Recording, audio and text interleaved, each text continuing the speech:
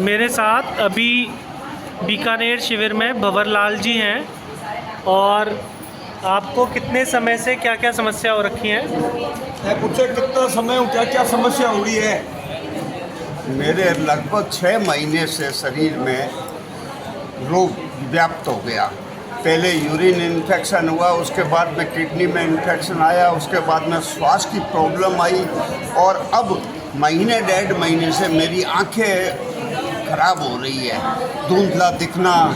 जी, जांचों में क्या आया? जांचों में क्या बताया गया आपको? जांच महीने का ही बताओ। जांचों में आंखों के लिए तो नाड़ी कमज़ोर आई है MRI में जी, और वो किडनी इन्फेक्शन में संक्रमण इन्फेक्शन था, जी, यूरिन में इन्फेक्शन था, जी, और श्वास प्रॉब्लम थी। वो एक अलग प्रक्रिया है, क्योंकि मेरे हार्ट की बहुत पुरानी बीमारी है, स्टेंट डाले हुए हैं। जी, तो मतलब डॉक्टरों का कहना है कि ये उसी की वजह से सांस फूलना हो रही है, और उसी की वजह से आपकी आंखों की नसें सूख रही हैं। जो किडनी इन्फेक्शन के लिए आपको एंटीबायोटिक चली थी, एंटीबायोटिक लगभग उसके बाद से आपकी नसें सूखनी शुरू हो गई थी आंखों जी, जी, जी। की, और डॉक्टर्स का कहना था कि उसके साइड इफेक्ट्स की वजह से हाँ, आपकी आंखों की नसें सूख रही हैं। मुझे ऐसा लग रहा है कि कहीं मेडिसिन का साइड इफेक्ट है, आंखों के नुकसान हुआ है। तो अभी जो आपकी हाथों हाथ पंचतत्व चिकित्सा हुई, उसका क्या परिणाम मिला? जैसे ये सामने बच्चे बैठे हैं, लोग बैठे हैं, ये सब धुंधले दिख रहे थे आपको, है ना? और अभी पंचतत्व चिकित्सा के बाद में अभी कितना जो सुधार है? मेरी ये जो चिकित्सा हुई है, उससे मुझे कुछ 30% एहसास हो रहा है कि जो धुंधलापन है वो कम हुआ है। कम हुआ है। साइड का जो दिखने में दिक्कत थी, नहीं, हाँ, वो साइड वाली दिक्कत भी कुछ कम हुई है, कुछ काफी कम हुई है ना? तो कैसी लगी पंचतत्व चिकित्सा? ना दवा है, ना गोली है, ना इंजेक्शन है, ना कोई साइड इफेक्ट का खतरा। देखो, ऐसा है कि चिकित्सा का तो फिलहाल तो अभी वर्तमान रिजल्ट है, उसके लिए तो मैं ये कह सकता हूँ कि 30-35% रिलीफ है मुझे। हाँ, तो अब आगे फ्यूचर के लिए 1-2 रोज ये जो डॉक्टर साहब ने मेरा उपचार किया है, उस विषय पे तो मैं अभी क्या कमेंट्स करूँ, क्या कहूँ। जी, तो फिर भी लोगों को लेनी चाहिए ये?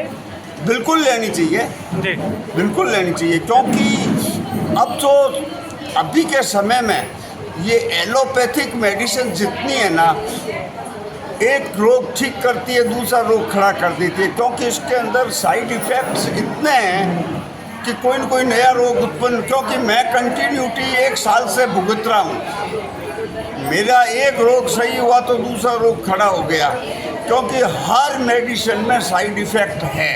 जी, और कुछ ये प्राकृतिक इलाज, इसको पंचतत्व वाला इलाज है, ये प्राकृतिक इलाज है, जिस नो मेडिसिन, नो जांच, नो टेस्ट। और ये जो नाड़ियों पे जो दबाव दे करके इसको सही करते हैं, तो मेरा मानना है कि ऐसे इलाजों से आदमी को प्रॉफिट ही होता है, नुकसान तो कुछ होना ही नहीं है। जी, नुकसान तो कुछ है ही नहीं। जी, अब रहा सवाल फायदे का।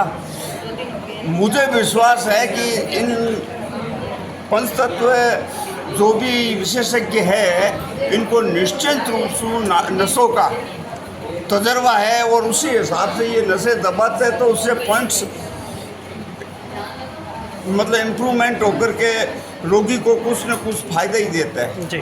अभी इसमें बस इतना जोड़ना चाहूँगा कि जो हमारा शरीर बना है वो 5 तत्वों से मिलके बना है, और उसी में हमारी नस नाड़ियाँ भी हैं। बिल्कुल, ठीक है। आयुर्वेद जनरली 72,000 नाड़ियों के बारे में पूरा वृतांत बोलती है कि आपकी नाभि से निकल रहे हैं। लेकिन ये जितने भी तत्व हैं, मतलब जो आपके जीवन का सार है, वो 5 तत्वों से बन रहे हो, 5 तत्वों में विलीन हो रहे हैं। मिलते हैं, एंड भी 5 तत्वों की है। ये जो प्रक्रिया है, ये एक माध्यम है। दूसरा माध्यम भाव हो सकता है, तीसरा माध्यम स्वाद हो सकता है, चौथा माध्यम रंग हो सकते हैं, 5वां माध्यम आपको वास्तु के हिसाब से एक जगह बिठाने के लिए बोला जा सकता है, 6वां माध्यम हो सकता है आपको स्थान परिवर्तन करा जाए, 8वां माध्यम आपका सानिध्य बदलवा दिया जाए। तो इसी तरीके से इसके कई माध्यम हो सकते हैं। उसमें से सबसे सरलतम ये है कि आपकी उंगलियों में, हाथों में, शरीर में कुछ बिंदु हैं, उन बिंदुओं पे जाके उन तत्वों को संतुलित करने का प्रयास करें जो बिगड़ रहा था। जैसे अभी आपका सिर्फ वायु तत्व बिगड़ा हुआ है, उसके कारण से ये दिक्कत थी, और वायु तत्व को संतुलन करने से आपको आराम आया। धन्यवाद।